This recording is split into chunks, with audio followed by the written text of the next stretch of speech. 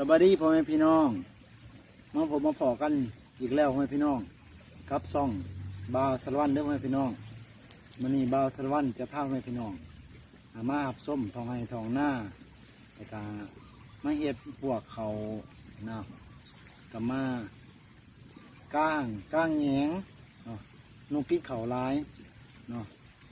เอาไปติดตามหับส้มกันเลยเนาะ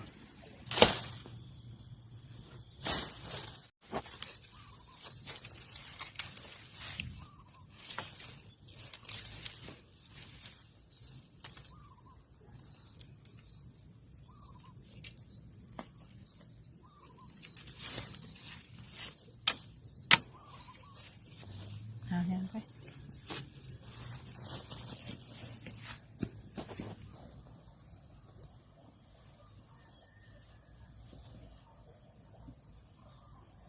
โอเคหน่อยเนาะกำลังข้อเมาอันนี้มันเข่าไกลหน่อยเด้อพี่น้องเด้อ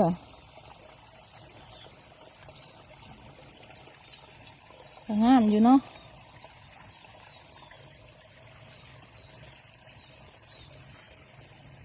นี่ก็สิเกียวไปเห็ดข้าวเมาเนี่ยได้มั้ยเนี่ยโอ้ถอกว่าละกำลังสิซุกได้หรือว่าทันได้แล้วข้าวเมาสำเนียงรักแยงต้องรักตัดเอาลูก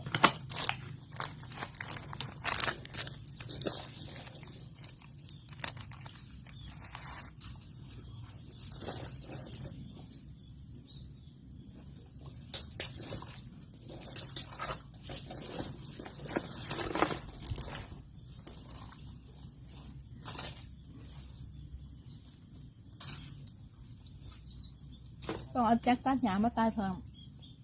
มันจังสีอันนั้นมันแป้นแล้วมันก็สีแห้งแน่อ๋อมันบอกมันกระเมิดปึ๊บอยู่เนาะ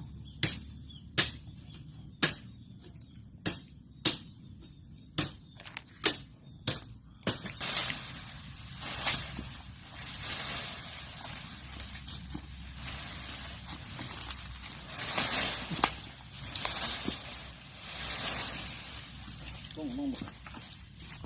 ขาดตัวนี้นี่คือเขาถ่ายหนัง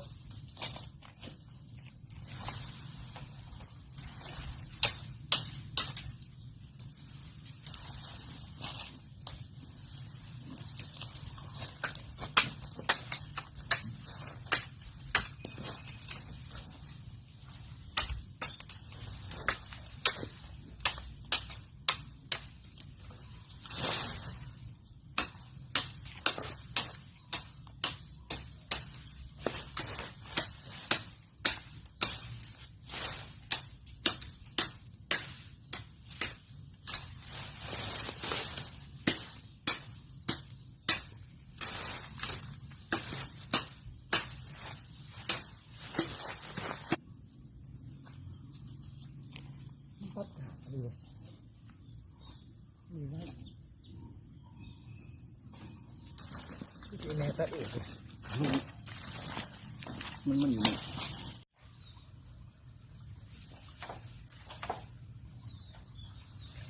สองลำกล้ามอย่างเงี้ยวันนี้อันหนึ่ง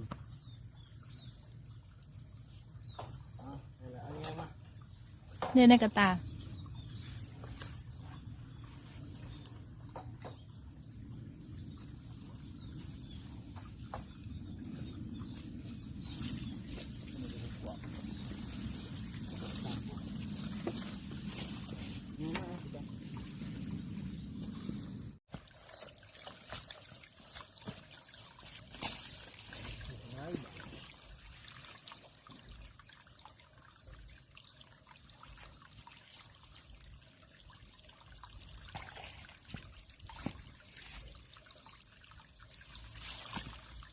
แย่งก้างเละเอาได้เนี่ยว่าสิให้พี่น้องเบิ่งแย่งเบิ่งเบิ่งสูงกระเดียกกระดอสูงจนแนมบ่เห็นลิบหลีพุ่นเลยพี่น้องเอ้ยมาตั้งแยงได้ไหมเด้อ มาเบิ่งเบื้องหลังของบ่าวสารวัตรพร้อมเลยนี่ ไป แอบถ่ายเบื้องหลังของเพิ่น เอามาหอนี่กะเวลากะจะเที่ยงเลยพี่น้องเนาะบ่าวสารวัตรกะสำเร็จหนาทีแล้วเนาะเฮ็ดหัวก็ได้ เบิ่ง ให้สาวพูนแก้วคนไทยให้เนาะสำนี่แหละพี่น้องเนาะเขาเป็นเขาไกลหน่อยกกอ่อนแน่มาได้แล้วก็ ไม่ทราบเพิ่นบ่